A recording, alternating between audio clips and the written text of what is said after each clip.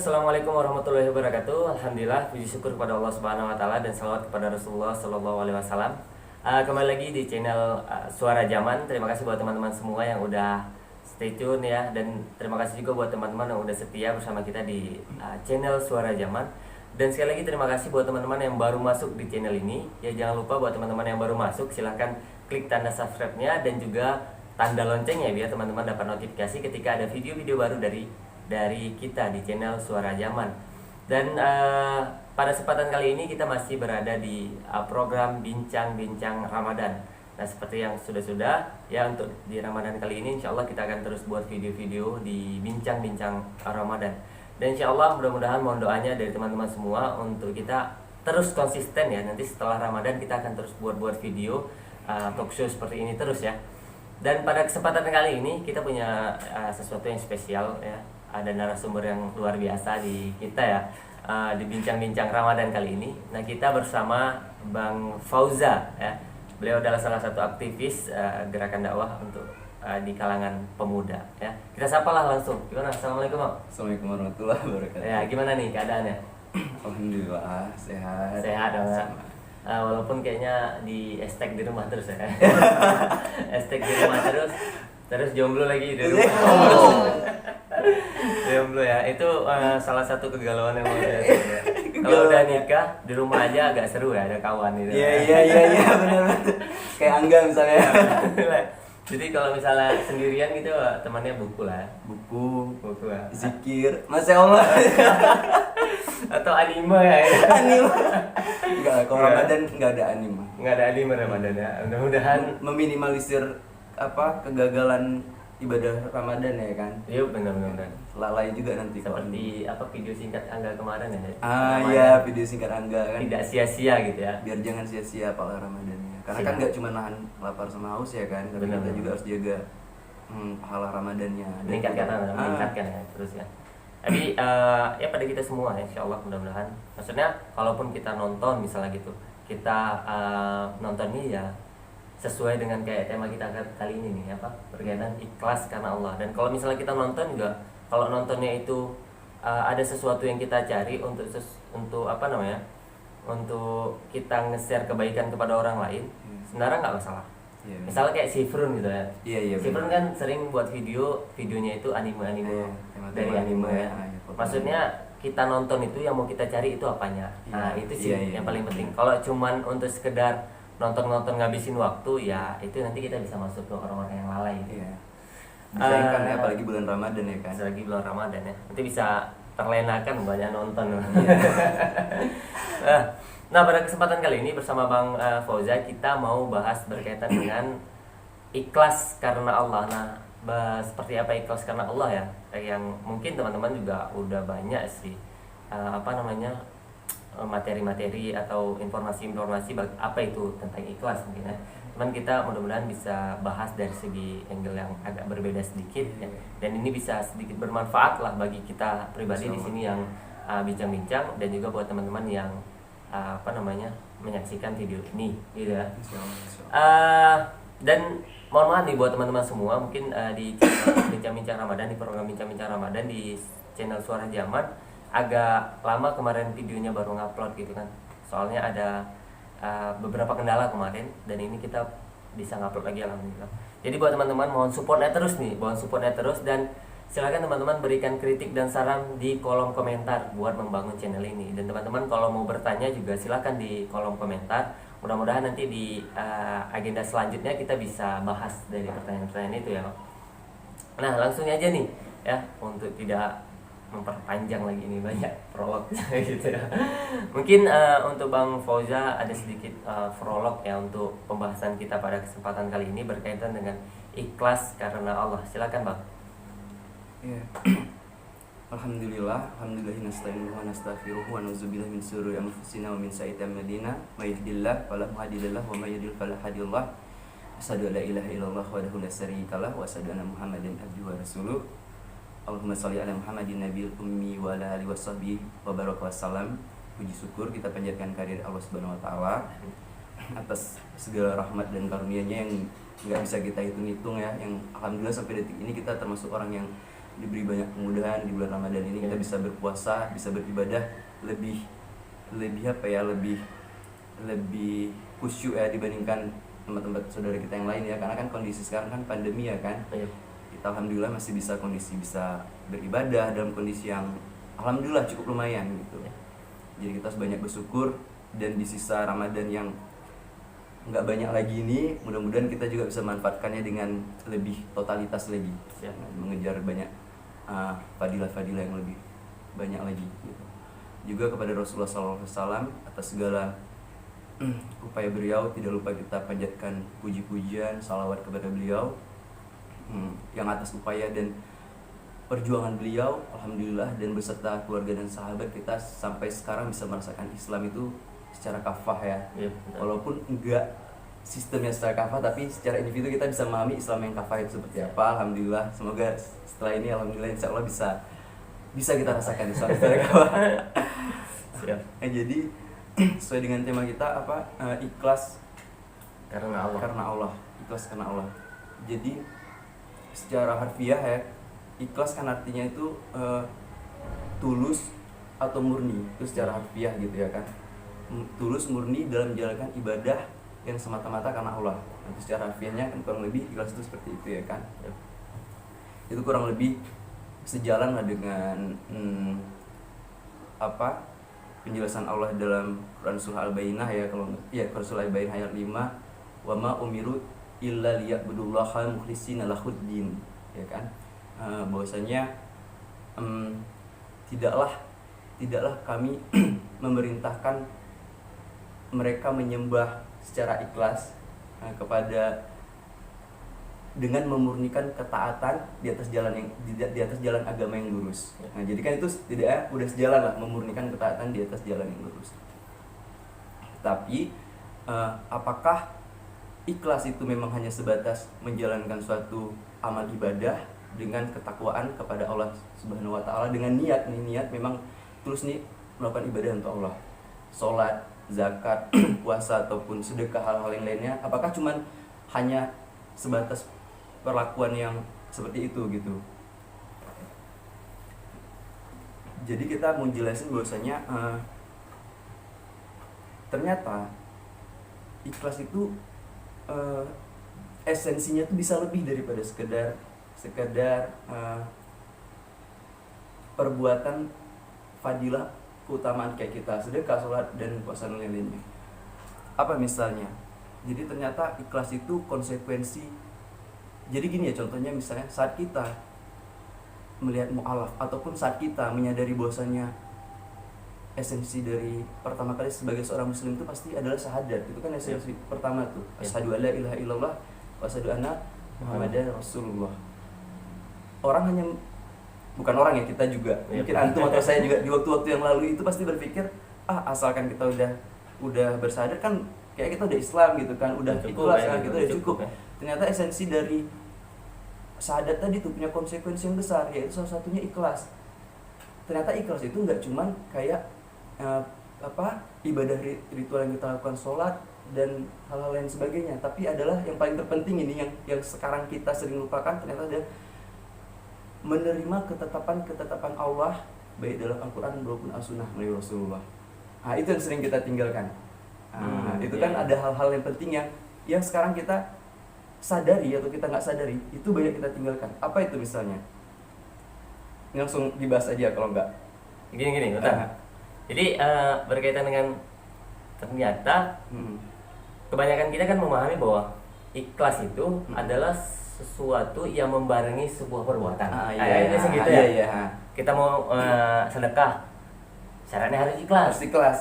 Agar kan nilainya diterima gitu. Yang kita pahami itu bahwa ikhlas adalah sesuatu yang membarengi sebuah perbuatan. Ternyata esensi ikhlas itu bukan hanya sekedar itu ya? Sekedar itu. Gitu. Contoh misalnya ketetapan pembilang tadi berkaitan dengan kita menerima segala ketetapan Allah. Berarti ketika Allah perintahkan untuk ini, mau nggak mau kita terima. Ketika Allah melarang khamar misalnya, kita harus menerima dengan apa-apa. Itu adalah bentuk keikhlasan. Konsekuensi dari keikhlasan juga. Konsekuensi dari keikhlasan konsekuensi juga. dari kita keikhlasan juga. Gitu. Misalnya berkaitan dengan kepada Allah. Oh, ini sekarang misalnya kita lagi pandemi misalnya. Iya. Nah, dengan keadaan pandemi ini, ketika kita menerima sebuah keadaan seperti ini, itu adalah ikhlas. Itu adalah sebuah esensi dari ikhlas. Ya, karena konsekuensinya kan ikhlas itu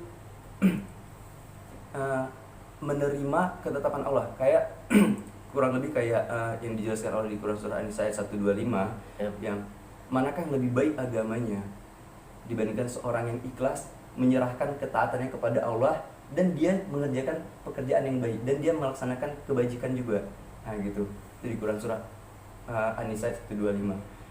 Jadi di situ nggak cuma orang yang bisa melakukan amal ibadah kayak sedekah, nggak cuma hal yang mudah dia lakukan pada kondisi yang mudah. Karena kan biasanya manusia itu kalau melakukan pekerjaan yang perintah yang mudah dengan kondisi yang mudah, hampir semua orang tuh bisa ngelakuin itu. Tapi gimana saat Allah menguji dia pada kondisi yang dia harus berpikir, ku kerjain atau enggak ya? Ini kalau ku kerjain konsekuensinya gini loh gitu. Nah, sedangkan itu yang Allah tuntut gitu. Itu memang udah jadi tuntutan Allah. Nah, ya, gitu. berarti gini. Sama ini kan kita fokus nih ya. Kita fokus dan biasa kita nanya-nanya sama Ustadz pun perkaranya itu biasanya kan Ustadz gimana untuk biar bisa ikhlas dalam beramal kan gitu ya kan. Biasanya kan ikhlas agak sulit sih gitu kan. Kalau kita nginfak itu kan biasa infak, kalau misalnya tiba-tiba nginfak 100.000 itu kan sulit sih ikhlas ya. Kalau bagi kita ya uangnya pas-pasan gitu.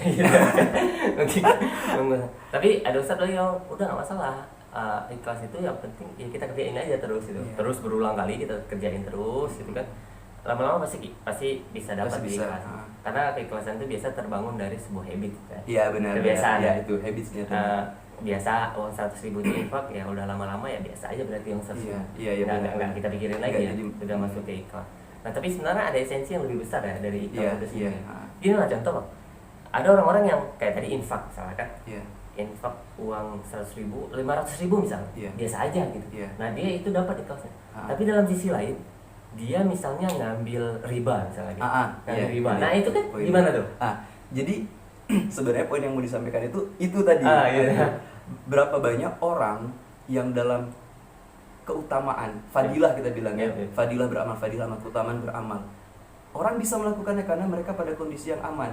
Tapi dalam melakukan fadilah, mereka meninggalkan hal yang lebih utama daripada sekedar keutamaan tadi itu.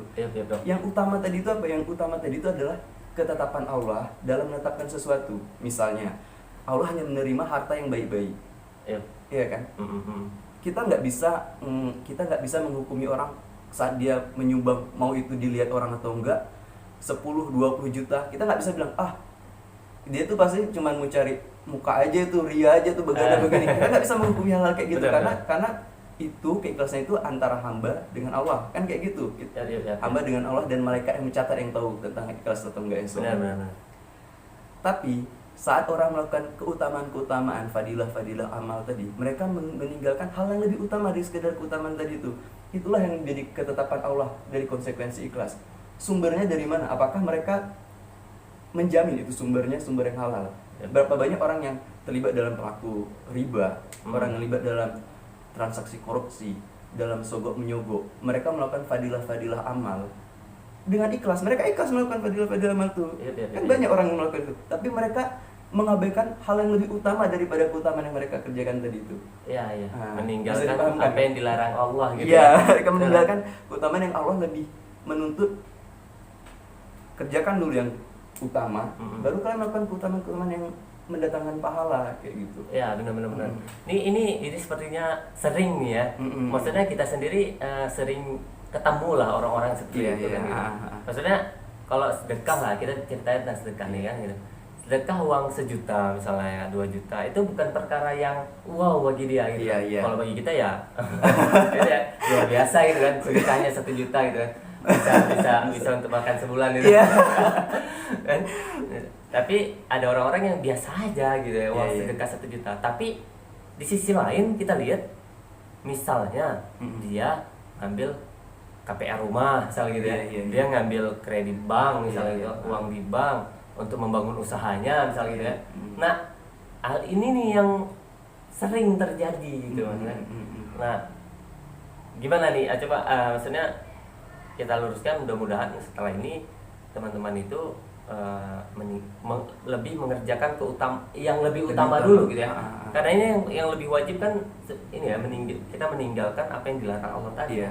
Contoh kalau misalnya orang-orang mengambil sedekah tapi dengan menggunakan harta haram misalnya. Ini kan analoginya tuh seperti mencuci baju dengan kotoran, air kotor gitu ya. Dan sia-sia kan? Dia cuma memahami esensi nyuci dengan air, tapi dia nggak memahami airnya itu kotor atau enggak.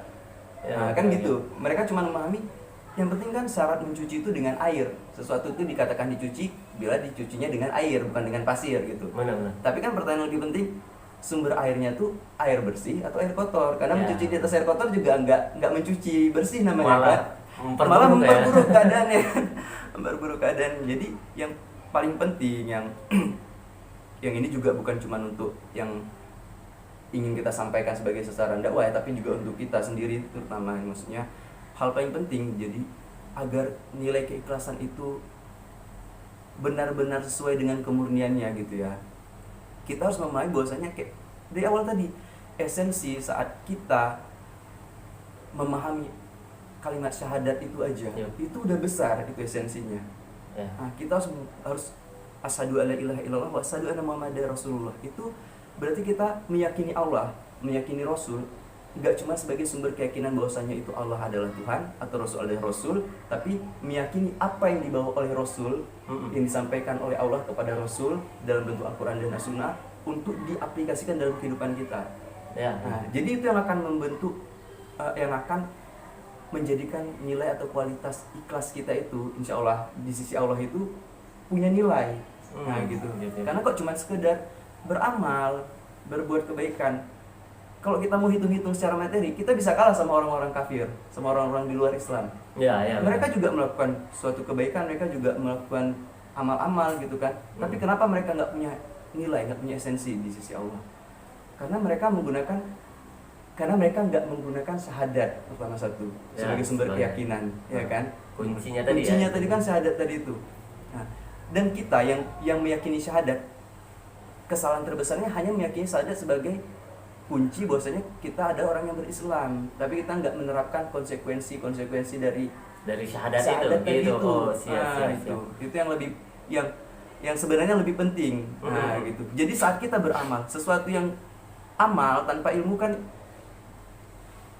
sia-sia gitu. Itulah pentingnya Islam memang memaksakan tiap individu itu wajib gitu ikut ngaji maksudnya ikut mengkaji Islam gitu. Karena mereka agar mereka paham saat mereka melakukan suatu fadilah, keutamaan, mereka paham bagaimana urutannya, bagaimana caranya. Nah, iya benar. Saya baca kitab apa ya itu ya, kitab Nizam ya, masih di kitab Nizam karangan Syekh Taqiyuddin itu berkaitan dengan esensi sebuah perbuatan yang kita lakukan gitu. Berkaitan dengan tadi, kalau kita udah memahami esensi syahadat ini, maka aktivitas kita, maka segala aktivitas kita yang kita lakukan di dunia ini itu karena Allah. Iya. Nah, ini perbedaan kita ketika kita mengetahui esensi ini tadi. Misal contoh gini, kita berdagang, ya kan? Kita punya sifat jujur. Kalau kita tanya kenapa jujur, pasti kalau orang yang nggak memahami esensi, dia akan bilang bahwa ya saya jujur biar dipercayai. Biar dipercaya sama orang. Biar dipercaya sama orang, dagangan saya jadi alhamdulillah orang percaya sama dagangan saya. Iya kan? Iya benar. Tapi kalau kita memahami bahwa esensi tentang kalimat syahadat misalnya itu, bahwa segala perbuatan yang kita lakukan itu adalah karena perintah Allah. Maka ketika kita ditanya, antum kenapa jujur? Jujur itu karena Allah perintahkan. Bukan karena dipercaya. Seharusnya percaya itu adalah hasil yang didapat gitu ya. Feedback misalnya. Reward yang diberikan karena kita udah jujur, ada reward diberikan oleh Allah adalah orang percaya sama kita. Tapi tujuan kita melakukan kejujuran itu bukan esensi tadi, bukan karena dipercaya tadi ya, tapi karena itu adalah perintah Allah Subhanahu Wa Taala. Nah ini tadi ya kayaknya berhubungan ya, berkaitan dengan ikhlas tadi gitu ya. Jadi tujuannya itu memang sebenarnya adalah mencari keridaan Allah. Iya. Orang memahami bagaimana Allah menjadi sumber keridaan. Iya, Bukan manusia saat kita bermuamalah, Ya, kan, saat kita apapun aktivitas kita, bahkan sampai termasuk aktivitas yang kayak antum udah lakukan, misalnya menikah gitu ya kan. Itu juga kan Kenapa nikah gitu ya? kenapa nikah gitu kan, Oh, iya, kayak iya, gitu. betul. Karena biar nggak dibilang jomblo, nggak bisa juga gitu ya kan. Ya, Nggak bener, bisa. bener. Ya, kenapa jomblo? Karena udah nggak sanggup Udah lagi nggak dengan pertanyaan orang gitu ya. Udah menjadi beban moral. Beban mau, Masya Allah. Ya benar.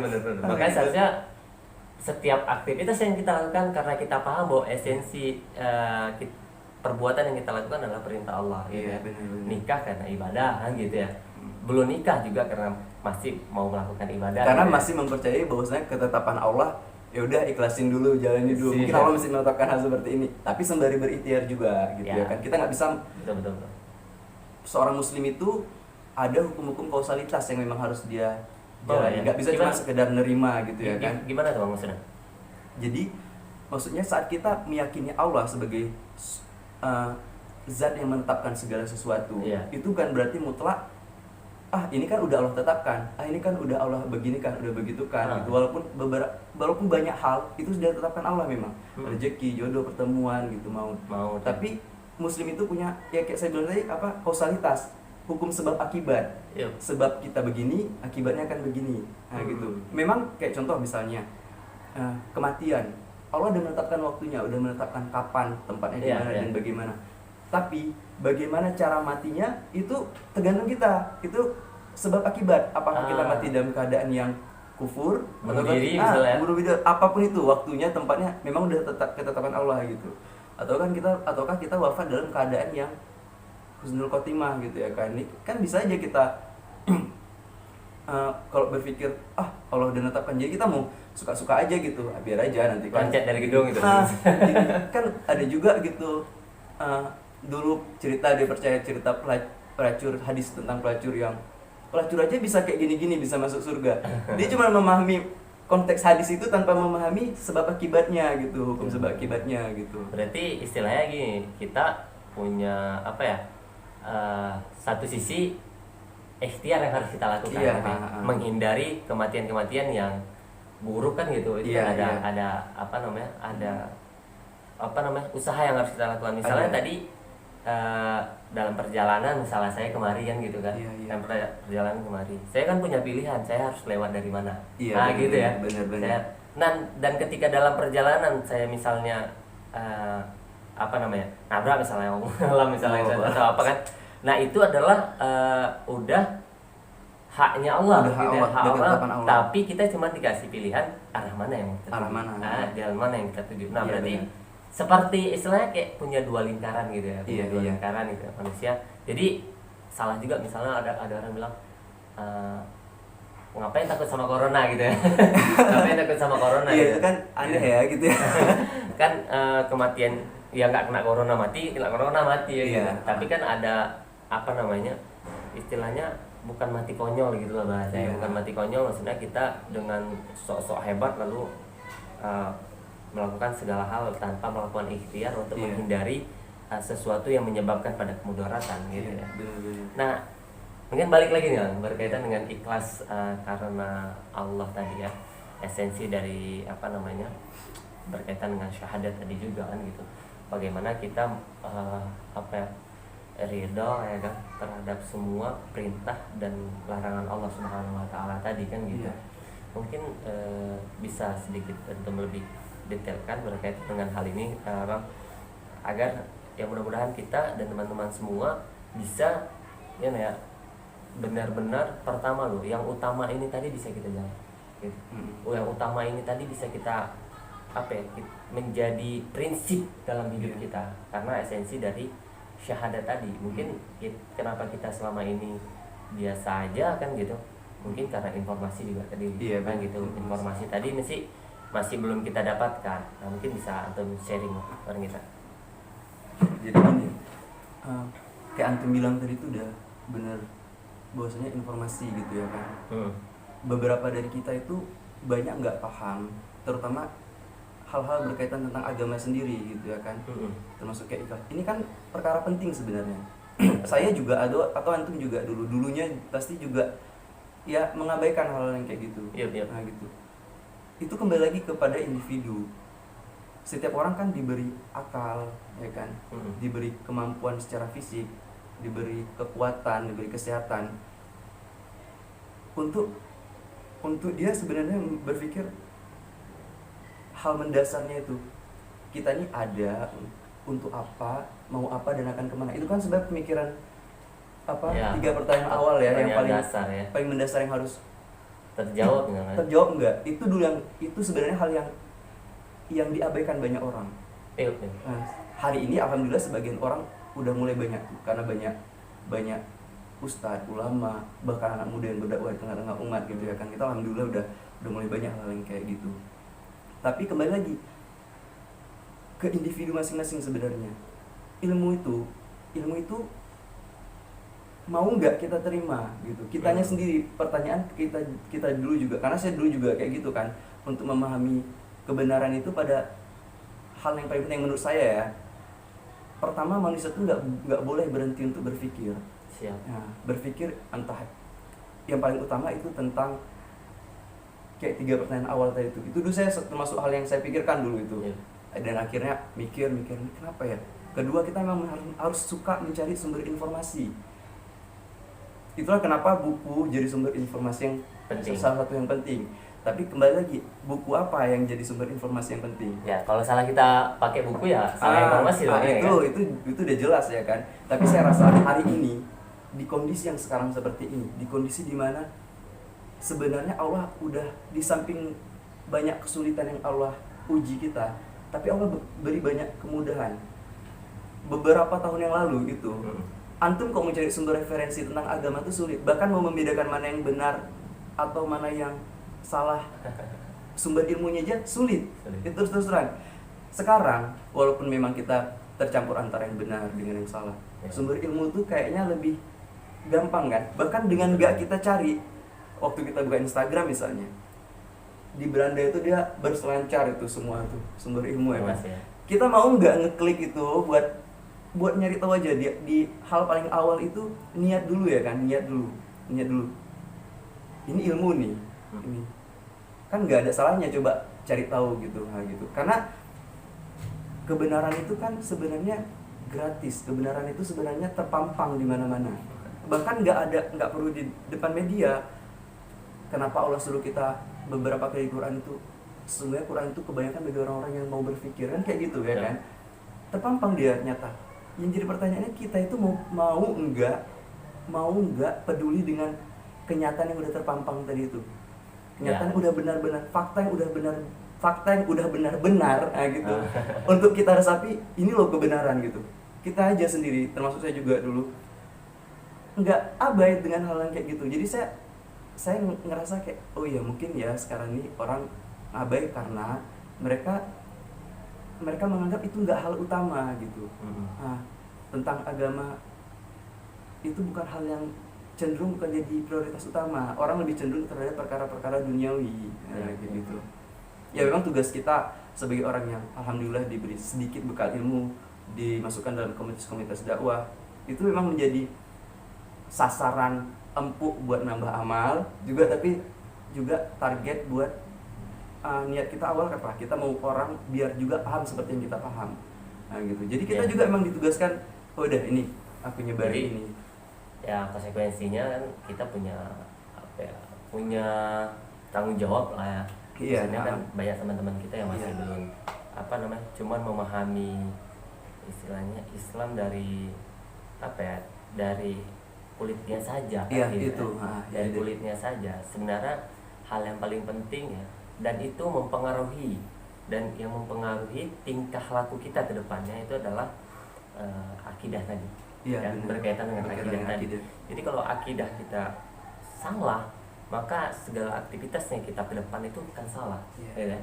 Jadi maka penting sekali untuk kita mempelajari akidah. Kita Islam secara lahir itu alhamdulillah. Ya benar. Tapi ada hal yang harus kita lakukan. Kita mencari tahu secara agar istilahnya gitu, Islam yang kita anut sekarang ini itu bukan hanya sebagai sesuatu yang diturunkan, tapi sesuatu yang kita dapati kebenarannya lewat proses berpikir. Iya, benar. Gitu Ya, lewat proses berpikir. Proses berpikirnya itu penting ya. Itu kenapa kalau antum perhatikan orang-orang yang masuk ke Islam lewat proses berpikir termasuk mu'alaf, mereka cenderung lebih cerdas. Itu satu. Mereka cenderung lebih konsisten. Nah, jadi alhamdulillah buat kita yang Islamnya udah dari lahir ya, alhamdulillah gitu Bang ya. Teman, seharusnya bagi kita harus ada proses berpikir lagi agar kenapa? Islam itu benar-benar mengokoh dalam diri kita ya, karena apa? Dari hasil proses berpikir kita untuk bahwa Islam itu adalah sesuatu yang benar gitu ya. Kalau enggak kan kita akan sangat mudah terombang-ambing ketika nanti ada pertanyaan-pertanyaan yang datang dan itu tidak terjawab oleh kita kan gitu. Nah, mungkin seperti itu buat teman-teman semua, berarti berkaitan dengan keislaman ini tadi ya, mari kita belajar sama-sama gitu kan, agar apa? Islam itu benar-benar mengokoh dalam diri kita. Karena apa? Karena proses berpikir yang kita lakukan bahwa Allah itu benar-benar Tuhan. Allah itu benar-benar Tuhan kita, dan apa esensi konsekuensi dari ketika kita itu meyakini bahwa Allah itu adalah Tuhan kita, bahwa Rasulullah itu adalah, bahwa Nabi Muhammad itu adalah Rasul kita gitu. Dan Al-Quran itu adalah kitab suci kita. Kita harus tahu bagaimana konsekuensi dari kita memahami itu semua gitu ya, agar keislaman kita itu seperti yang Allah katakan, ya ayyuhalladzina amanu dukhulu fis-silmi kafah, masuk ke dalam Islam itu secara menyeluruh. Nah, terakhir Bang, kita balik lagi ke berkaitan dengan ikhlas secara karena Allah, ikhlas karena Allah. Mungkin ada referensi dari Abang ya, mungkin untuk kita itu sebagai contoh figur bagi kita ikhlas karena Allah. Ada Bang? Jadi mungkin saya akan ngambil ini ya, contoh dari sahabat Rasul. Kan sahabat tuh banyak tuh, mereka punya banyak macam-macam kelebihan ya. Tapi yang jadi dulu pernah jadi barometer buat saya hijrah juga gitu. Kisah tentang Abu Dahdah. Kisah tentang Abu Dahdah gitu. Jadi saya pernah nonton referensi tentang Abu Dahdah. Ini bisa jadi rujukan bahwasanya Abu Dahdah itu benar-benar orang yang dikatakan zuhudnya itu benar-benar luar biasa, dan dia juga punya keikhlasan yang semata-mata karena Allah, itu benar-benar bukan cuma dalam perkataan tapi dalam semua perbuatan dia. Nah gitu. Jadi pernah satu kisah Abu Dahdah di kota Madinah itu ya, di kota Madinah, di satu tempat di kota Madinah itu ada seorang pemuda yatim. Di kisah itu diceritakan bahwasanya ada seorang pemuda yatim yang hendak membangun tembok untuk memagari tanah warisan orang tuanya. Gitu. Jadi saat si pemuda ini hendak membangun membangun tembok, ada satu pohon kurma milik tetangganya yang menjorok agak ke arah tempat dia. Jadi otomatis tembok itu nggak bisa dibangun secara lurus, kan dia akan melengkung gitu tembok itu, dan ini akan mengakibatkan tembok nggak akan kokoh. Jadi dia menjumpai tetangganya untuk mengatakan bahwasanya apakah kamu mau mengikhlaskan satu pohon kurma ini untuk ketebang agar tembokku bisa dibangun dengan lurus gitu, karena dia juga punya pohon kurma yang banyak gitu.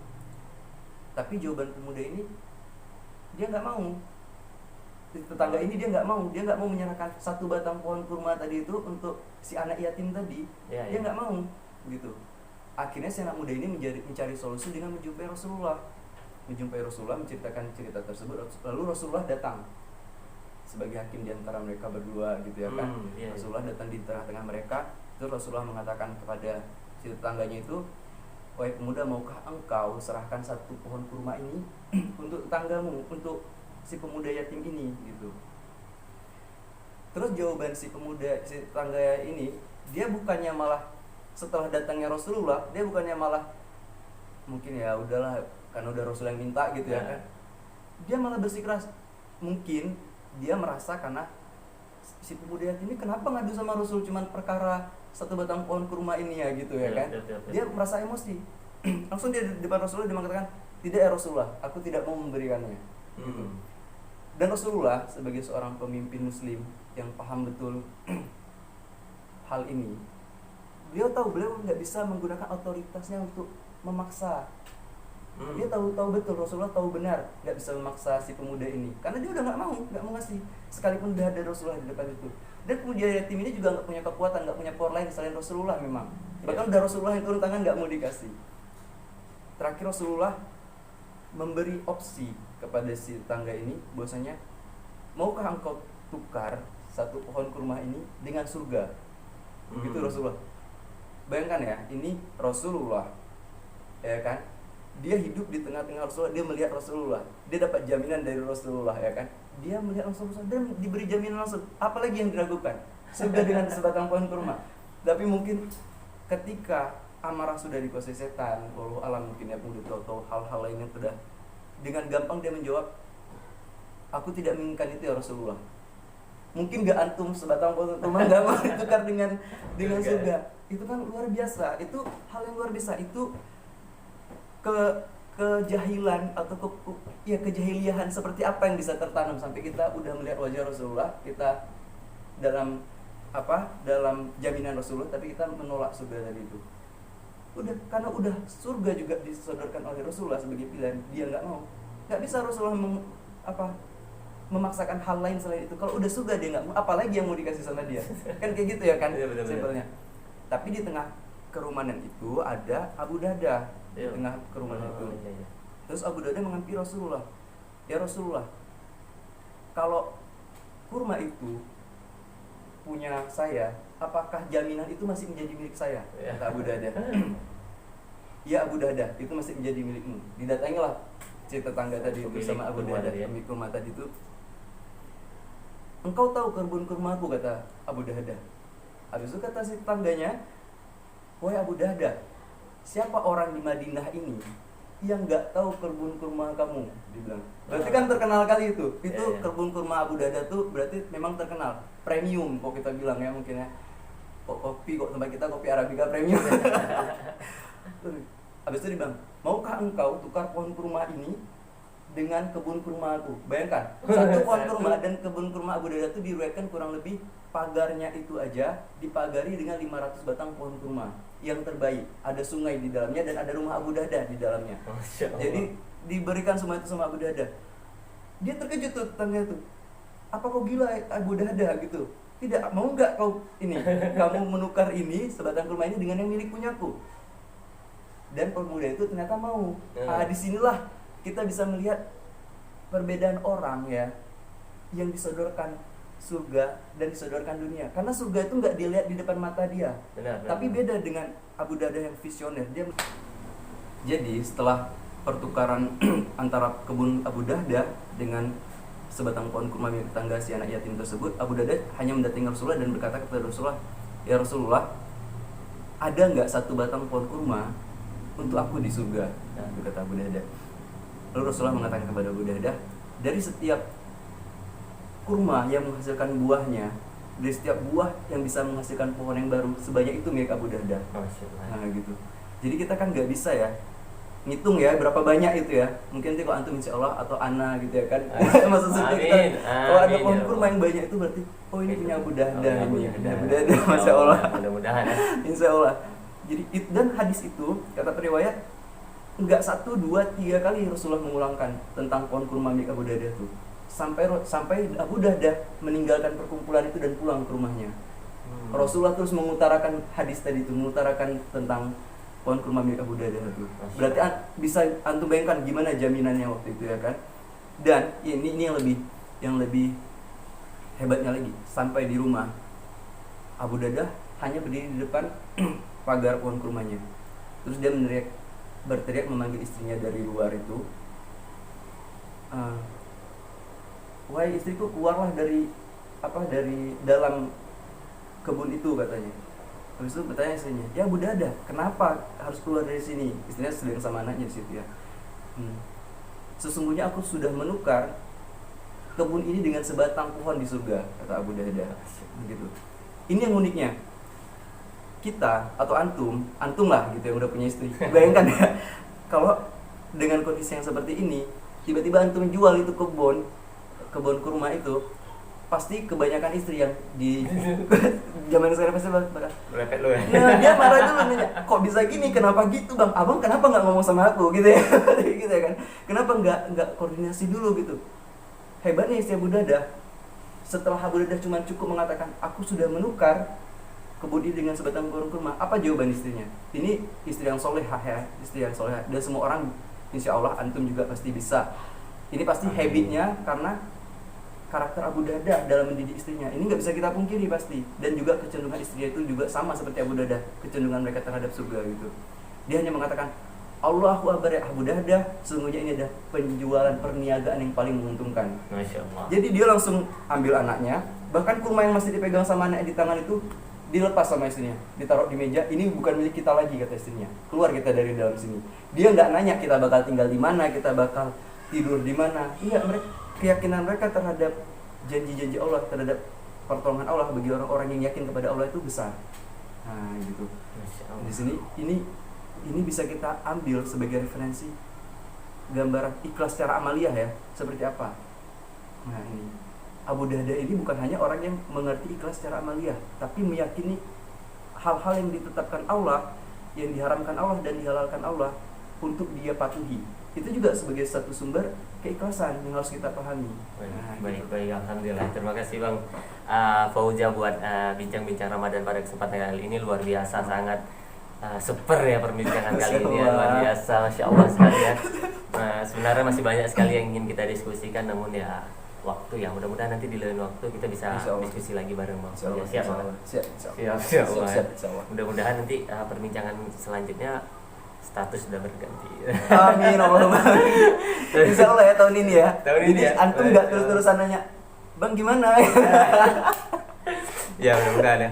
Cuman enggak ya, karena kita maksudnya sama-sama gerak di bidang dakwah. Bukan berarti maksudnya kita nanyain kapan nikah itu ya, bukan berarti kita diskriminasi ya, bukan. Ya. Cuman untuk membangun lah. Cuman tuh ngebully ya.